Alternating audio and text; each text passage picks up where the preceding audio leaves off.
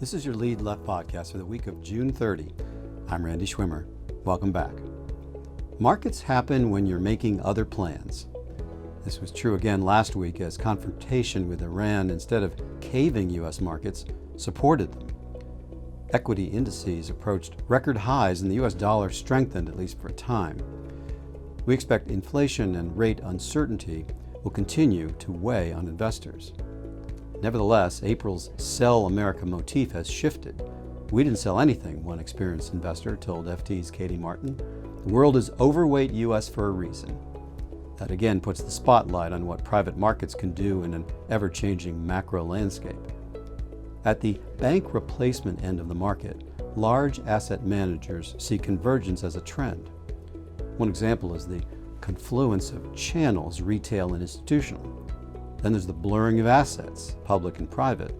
And finally, as distribution from managers to investors becomes more sophisticated, differences in asset liquidity should narrow as well.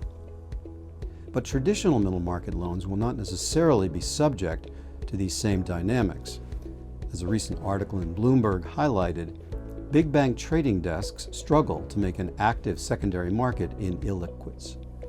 There are not many names that are really trading in private credit, a top alts investment manager said, and I think there's going to be a lot of constraints around that. Finally, supply and demand are front and center with private credit investors. Is there too much money chasing too few deals?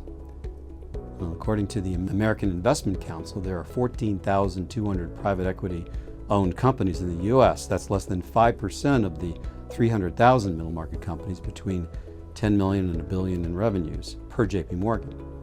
As you go up the food chain, larger corporates are accessing the non-bank market, size notwithstanding.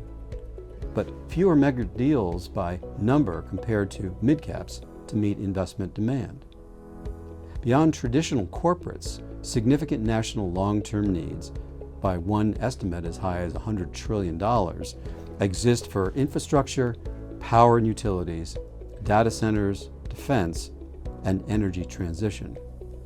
Match that deal supply with potential appetite from sources including U.S. retirement funds, an estimated $45 trillion. Outside the U.S., the share of private capital versus total scale of national economies is trivial. For example, European GDP is about $24 trillion, yet privates only represent about $500 billion, or 2%. Compare that to the U.S. with $25 trillion of privates in a $30 trillion economy. As private credit investors weigh opportunities in the asset class today, they need to consider how top managers are performing. As Tom Cruise stays at the top of his game after decades of exacting work, the best direct lenders walk the delicate balance between accessing deals and markets while remaining investor-centric in asset selection. The final reckoning for the asset class over the next decade will involve how well that balance is managed. Playing at the top of our game here at the Lead Left, this is Randy Schwimmer, wishing you and your families a safe and healthy week.